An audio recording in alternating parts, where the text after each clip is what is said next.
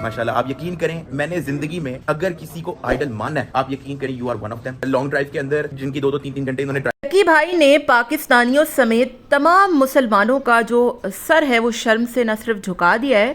بلکہ ہر وہ بندہ جو شاید ڈکی کو تھوڑا بہت پسند بھی کرتا تھا آج وہ بھی اسے گالیاں اور ملامتیں نکال رہا ہے.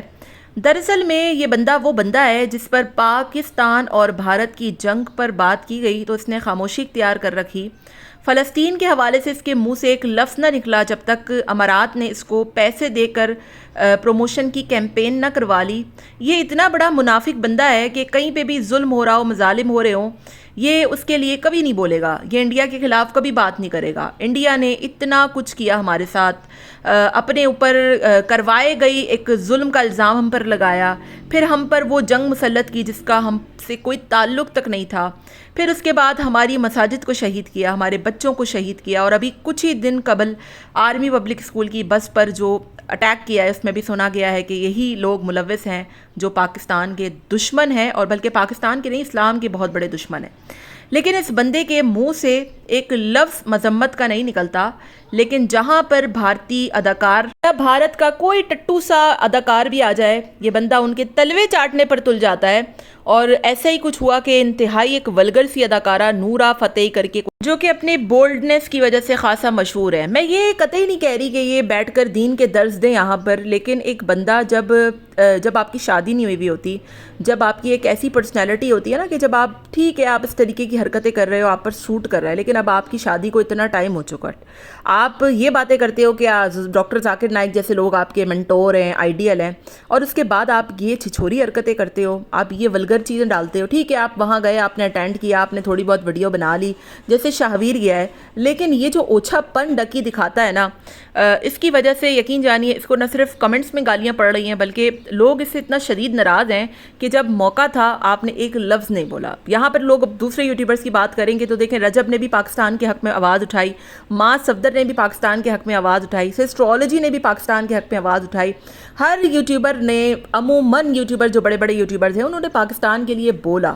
لیکن یہ اتنا منافق بندہ ہے جب اس کو عدالت میں پیش کیا گیا تھا جو اس نے موٹر وے پر جو حرکت کی تھی اس سے پوچھا بھی گیا کہ پاکستان اور بھارت کی جو کشیدگی ہے اس کے بارے میں آپ کیا کہیں گے تو اس نے بولا کہ میرے تو اپنے مسئلے ختم نہیں ہو رہے میں کسی کے بارے میں کیا کہوں. اس کو اپنے سبسکرائبرز اپنے ویورز گرنے کا اتنا ڈر ہوتا ہے کہ ابھی جو بیچ میں لڑائی ہوئی تھی طلحہ کی ندیم کی ڈکی کی رجب کی اس میں اس بندے نے جو سارا کا سارا ملبہ تھا وہ ندیم پر ڈالا پھر معافی تلافی کی پھر ڈرامے بازی کی اور خود جو ہے وہ سرے سے غائب ہو گیا صرف اس لیے کہ اس کے سبسکرائبرز ایک دم سے گرنا شروع ہو گئے تھے اور اس نے جو ہے وہ اپنا ڈر خوف کے مارے رجب سے بھی تعلق توڑ دیا ندیم سے بھی تعلق توڑ دیا ہر کسی سے اس نے تعلق چھوڑ دیا. حالانکہ رجب اس کے ساتھ کھڑا تھا ندیم اس کے ساتھ کھڑا تھا سارے یوٹیوبرز اس کے ساتھ کھڑے تھے لیکن اس نے جو حرکت کی اس وقت وہ دیکھنے کے قابل تھی.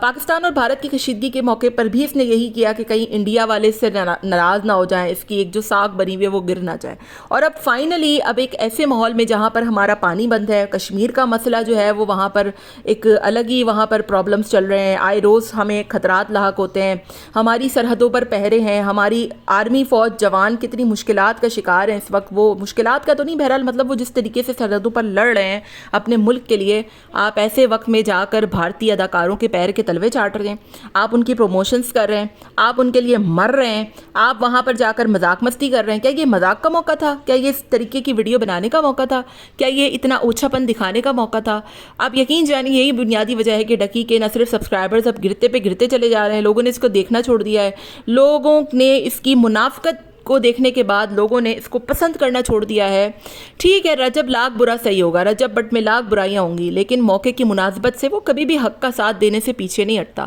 اس نے انڈیا والوں کو جس طریقے سے جواب دیا تھا نا بہت بھرپور اچھا جواب دیا تھا. اس نے اس بات کا خیال نہیں کیا کہ میرے یہ ناراض ہوں گے میرے وہ ناراض ہوں گے میرا یہ ہو جائے گا میرا وہ ہو جائے گا. ٹھیک ہے یار اس کے ساتھ بہت برا ہوا اس کو ملک سے دربدر ہونا پڑا اس کے ساتھ پتہ نہیں کیا کیا کچھ نہیں ہوتا لیکن آپ کا ملک ہے تو آپ کی پہچان ہے. لیکن یہ اتنا بڑا منافق بندہ ہے کہ یہ صرف اور صرف بھارتیوں کے تلوے چاٹتا ہے ولگر ڈانس کرتا ہے گھٹیا پن دکھاتا ہے اور یہ میں کہتی ہوں کہ یہ ڈکی نہیں یہ ٹھرکی بائی ہو چکا ہے جس کو صرف اور صرف اب خواتینوں کا چسکا لگ چکا ہے.